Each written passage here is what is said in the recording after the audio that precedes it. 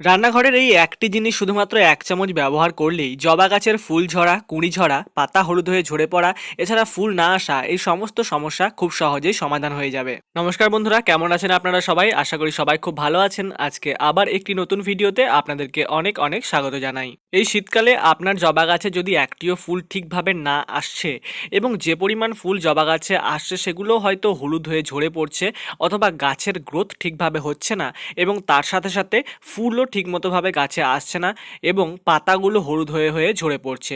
এই সমস্ত সমস্যার সম্মুখীন যদি আপনিও হচ্ছেন, তাহলে কিভাবে এগুলো থেকে মুক্তি পাবেন ও কী জিনিস ব্যবহার করলে গাছে ফুল আসার পরিমাণটা বৃদ্ধি পাবে, সে সমস্ত কিছু কিন্তু আজকের ভিডিওতে আপনাদেরকে বলবো। তাই আপনারা ভিডিওটি একটুও স্কিপ না করে অতি অবশ্যই শেষ পর্যন্ত দেখবেন, তাহলে সমস্ত বিষয়টা ভালোভাবে বুঝতে পারবেন।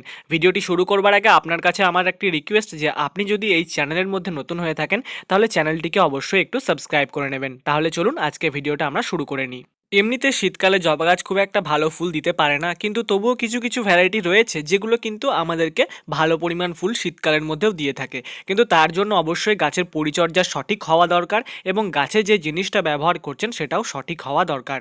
এই শীতকালে জবা গাছের মূল সমস্যা হলো এরকমভাবে গাছের পাতাগুলো হলুদ হয়ে হয়ে ঝরে পড়া এবং তার সাথে সাথে গাছে যত রকমের কুঁড়ি আসে সেগুলো হলুদ হয়ে অথবা এরকমভাবে শুকিয়ে শুকিয়ে গাছ থেকে ঝরে পড়ে। এই সমস্যাগুলোর বিভিন্ন ধরনের কারণ থাকলেও প্রধান কারণ হচ্ছে গাছের গোড়ায় মাটিতে জল জমা। আমরা শীতকালে না বুঝে গাছের গোড়ায় কিন্তু প্রতিদিনই প্রায় জল দিয়ে থাকি, কিন্তু শীতকালে গাছের গোড়া থেকে জলটা শুকোতে বেশ অনেকটা সময় লেগে যায়।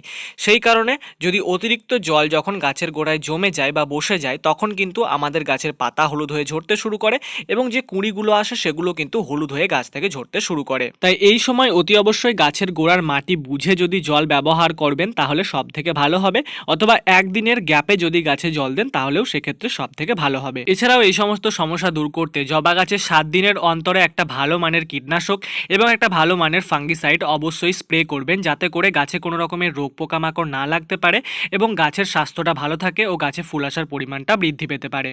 আমরা সকলেই জানি যে জবা গাছ কিন্তু রোদ খুব ভালোবাসে, কিন্তু শীতকালের মধ্যে একটা সমস্যা হয় যে সারাদিনে রোদের পরিমাণটা একটু কমে যায়। তাই এই সময় যদি আপনারা গাছকে কোনো ছায়াযুক্ত স্থানে রেখে দেন তাহলে কিন্তু আপনার গাছে গ্রোথ তো হবেই না এবং তার সাথে সাথে গাছে ফুলও ভালো পরিমাণে পাবেন না। তাই অতি অবশ্যই জবা গাছকে এমন জায়গাতে রাখবেন যেখানে সারাদিনের রোদটা গাছের গায়ে পড়ে এবং তার ফলেই কিন্তু গাছে ভালো রকমের ফুল আসবে ও গাছের স্বাস্থ্য খুব ভালো থাকবে। এই সমস্ত যত্নগুলো যেগুলো আপনাদেরকে বললাম, এগুলো তো আপনাদেরকে অতি অবশ্যই ফলো করতে হবে।